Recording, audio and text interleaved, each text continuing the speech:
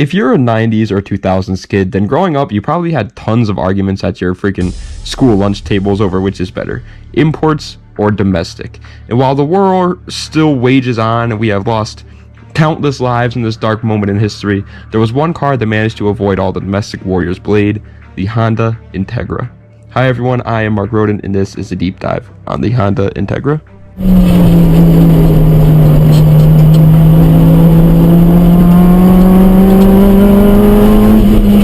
In the mid to late 80s, Japanese car manufacturers wanted to sell more models to the United States because us Americans have a huge spending problem. But they knew that we wouldn't really be paying this top dollar for one of their higher end cars, and the Japanese government only let each company import a certain number of cars per year.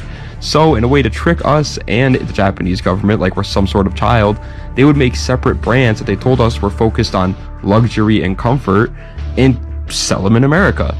They were called Lexus, Infiniti, and most importantly, Acura. That's like an Avengers level lineup right there, people, okay? And they were pretty much just rebadged versions of their more expensive but higher quality models that they only sold in Japan. And one of Acura's first would be called the Acura Integra. This may be the best result we've ever had. The Acura Integra. From a new division of American Honda, exclusively at Acura dealers. The first generation Acura Integra flew onto the scene in 1985, and it was freaking sick, man. It was a 2-door liftback with a 4-door option in case you weren't lonely, and it was everything that Americans were looking for. It was built on the Civic platform, but if you think that this is some sort of Civic with a bit of a naughty side, think again, James Charles. This was a sports car. It had disc brakes on all 4 corners. It had pop-up headlights, a completely brand new suspension specifically built for this new car, and most importantly, a brand new engine. That engine was called the D16A1, and it was a small but pretty damn deadly little 1.6 liter inline 4, and it only made 118 horsepower going to the front wheels. But that's just the thing. People commonly misunderstand what Honda sports cars are all about. They aren't about going fast in a straight line. If they were, I think they would probably give their cars more than 118 horsepower. They are about handling. The insanely well-tuned suspension and weight of this new Integra was enough to make anybody happy once they brought it up to the canyons. Sure, you're not going to be beating Dave in his freaking Ford Mustang in a quarter mile, but you bring silly old Dave up to the Dragon's Tail, and all he'll be seeing is those wonderful Integra taillights and hearing those dual overhead cams using every last ounce of that 118 horsepower. But then the 90s came, and Honda was feeling good, man. The economy was kind of booming, and they had some money to spare. Also, the first generation Integra sold so many models, 250,000 to be exact, that they knew there was a demand for it. So naturally, they launched the second generation. The engines in these 2 cars were designed by the same engineers, but the car on the right has one advantage over the car on the left. It's now available for test drives.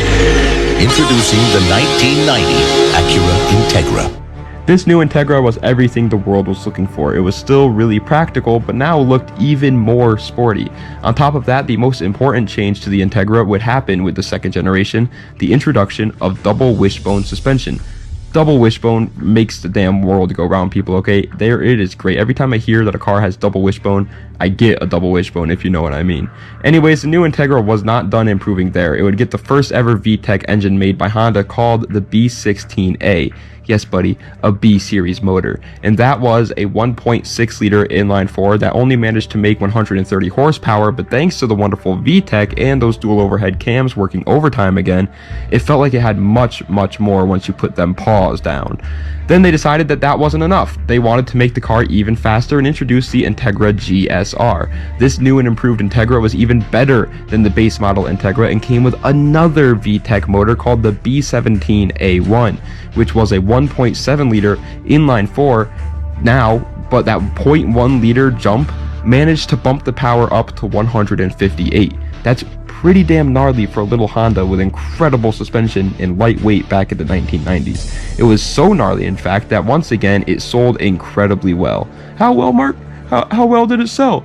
Well, little Timmy, it sold the most models out of any generation Integra ever, peaking at 83,000 models in 1990 alone. One of those was the Japanese Emperor, by the way. There was so much more added to the second gen Integra, most notably being a spoiler on the GSR models, obviously a much different body style, which sadly meant no more pop-up headlights, although I do gotta say those new headlights look very aggressive, and the suspension was even a little bit better.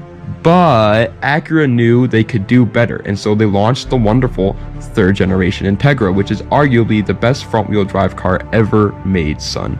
Sit down and let me tell you about it.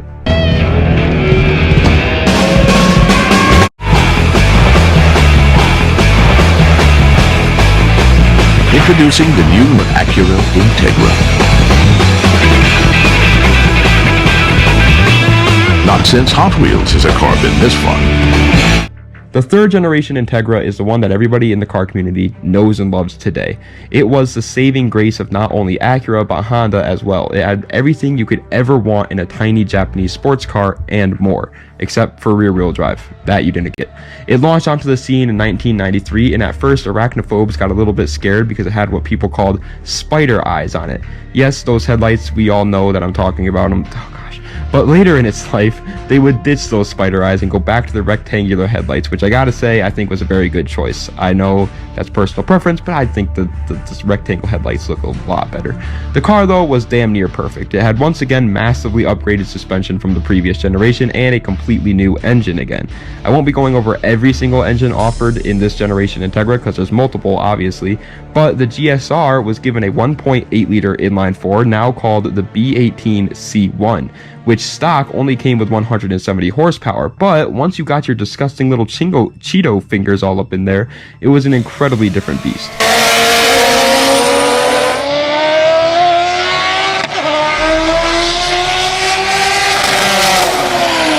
Holy shit! Miles just fucking won! But then in 1995, Honda would wow the world once again with the Integra Type R. This is the car I was talking about when I said the best front-wheel drive car ever. It was absolutely ridiculous, a tuner's paradise. The car was almost completely different from even the base models. It would honestly be easier for me to tell you what they didn't change on the Type R. Everything down to the damn windshield had been completely changed to make this Integra the absolute best track car it could possibly be, and they succeeded. The 1.8 liter now had 200 horsepower, and paired with the stripped interior, upgraded suspension, lighter wheels, bigger brakes, championship white paint. They say this didn't make it faster, but we all know it did. Incredible weight reduction and chassis, yes, they even changed the chassis, meant that this car would easily take the crown for the fastest front-wheel drive production car ever, and it wouldn't be beaten until 2001 when Acura launched the next generation Integra.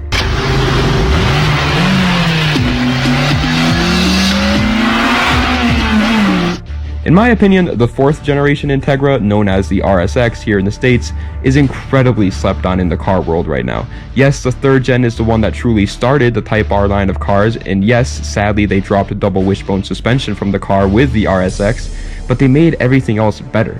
They gave it a completely new engine known as the K series. If you think the B series engines are good, just wait until you see this thing. It was a 2-liter inline-4, and in the base model it only made 160 horsepower, but with the Type S model it made 200 horsepower, which, in case you forgot, was how much the old Integra Type R made, and that's just the Type S. Alright? That's nuts. They once again made another Type R Integra for this generation, but this time it wasn't available in the United States, which freaking sucks because once again, they changed everything on it. It had that iconic spoiler, huge weight reduction, big old Brembo brakes, and many, many more upgrades, which once again made it the fastest front-wheel drive production car around a track ever. Imagine having the first and second fastest car in your class. That's impressive. Good job, Acura. The new RSX was very short-lived though. It came in 2001 and left in 2006 when Acura decided it was time to cut it from its lineup since they wanted to go to a more fancy route. Stupid-ass Acura, always ruining the fun. And since they had the Civic Si and were currently making the Acura TSX, they knew it was time to say goodbye to the coupe that started it all for them. Yes, we have recently seen the new Integra, which I guess is technically the 5th generation, but we all know how great that car is. Looks aside, the car does kind of pack a punch, I guess. It comes with a 1.5 liter turbocharged inline-4, which is actually the first time we've ever seen a turbo on an Integra, but that only pushes it up to 200 horsepower, which is exactly the same horsepower as the RSX Type S that was built 20 years ago, but with more weight. Yes, we haven't seen any Type S or Type R models yet, but I have a funny feeling they won't be making one of those cars anyways. This car was an obvious attempt at selling cars to the youth, since right now Japanese cars are what's hot, and every company is trying to get back to their roots. But Acura decided to make their two-door coupe that everybody knows and loves for its incredibly sporty heritage into an economy sedan.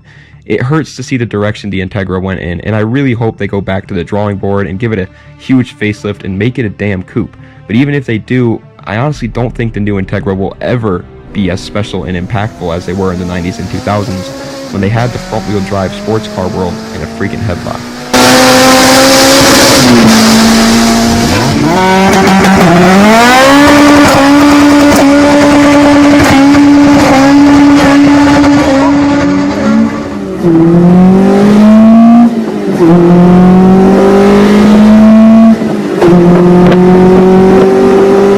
But ladies and gentlemen, that is the end of today's video on what makes the Acura Integra so great. I hope you guys enjoyed. If you did, please be sure to like, comment, and subscribe to the channel for more content just like this. Let me know what other videos to see in the comment section down below.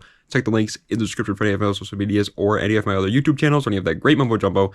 And yeah, thank you guys so much for watching. As you guys can tell based on the title of this video is actually a re-upload of a video that I made a couple of years ago.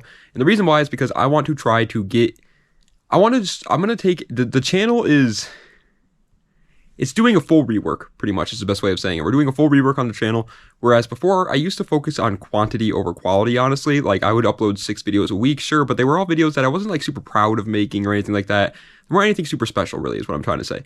But now I want to change the channel up, and I'm taking a risk. We're gonna see how it works out. But for the next couple of months, we're gonna do only 3 videos per week. One on Monday, one on Wednesday, and one on Friday. And 2 of them are going to be deep dives. One that's going to be new every Friday, and on Mondays is going to be re-uploads of the old deep dives. The reason why I'm doing that, and then by the way, on the Wednesday videos are going to be top 25 cheap car videos, because you guys still clearly like that video idea, so we'll still do those once per week, and those will be on Wednesdays. But the reason why I'm re-uploading some of them is simply put because I have ADD, and I can't, like, I want to re-spark the deep dive series. But every time I try to re-spark the deep dive series, I go too hard on it, and I try to make one like every other day. I try to make a deep dive video like every other day, and I just get burnt out on it almost immediately. So instead, I'm going to make one per week. That way I give myself time. And so like one day I'll write out the script. The next day I'll film it. The next day I'll get the background clips. The next day, and then the final day I'll edit it all together and upload it. That's my new plan with the deep dives. So I take it, one step at a time and slower. That way I don't get burnt out on them so quickly. And then in the, hopefully we can do those, because I've always been super proud about the deep dives, and they get really good views. And so clearly you guys enjoy watching them and everything like that. So I do want to do them again, but again, I just need to pace myself, I guess is the best way of saying it. And the reason why we're re-uploading some of the other ones is just because I can't stand the idea of having a bunch of new deep dive videos be out, but having a bunch of them be from like 4 years ago with different titles. And like, it just drives me insane. I don't know how to describe it. I can't describe it, but there are some videos that I want to just re-upload. That plain and simple. I just want to re-upload them. You could say they're for views, but they're not. Look at the videos that I'm going to be re-uploading. Some of these videos have no views. You know what I mean? It's like, I'm not expecting to get views out of it. I'm going to re-upload the Ferrari F40 video probably next week. I'm going to do the what makes the Ferrari F40 so great video. I'm going to re-upload that one probably next week. That video had less than 1,000 views, and it's going to get less than 1,000 views when I re-upload it again, because you guys aren't super interested in supercars and stuff like that, and I know that. The reason why I'm re-uploading them isn't because I want to like farm views out of them. I just can't stand the fact that I like have some that are from 5 years ago and then some that are being uploaded right now. So there's only like 10, I want to say, deep dives from way back in the day that I'm going to be re-uploading. The other ones are fine. They're relatively still recent, and so they're going to stay. But yeah, I hope you guys understand. And for the next like 10 weeks or so, it's going to be the re-uploads of deep dives. But then after we're done re-uploading deep dives, it'll either be 2 deep dives per week, seeing how the channel goes with doing the deep dives right now, or we are going to do a vlog per week, whether it be me building my own cars or me just hanging out with my friends or my friends building their cars, whatever it may be. I plan on doing at least one vlog per week, just talking about what's going on in my life with my cars and my friends' cars and stuff like that, and just kind of keeping you guys updated, because I always wanted to do that anyways. That's the reason why the channel is named Mark Roden and not some sort of like Mark's lists or something like that. I wanted to do a vlog channel in the first place. And yeah, I want to start getting into that a little bit more often. So that's my plan. But anyways, thank you guys so much for watching. I do appreciate it. Das Badania, and have a nice night. And bear with me for this new schedule change. I hope it works out.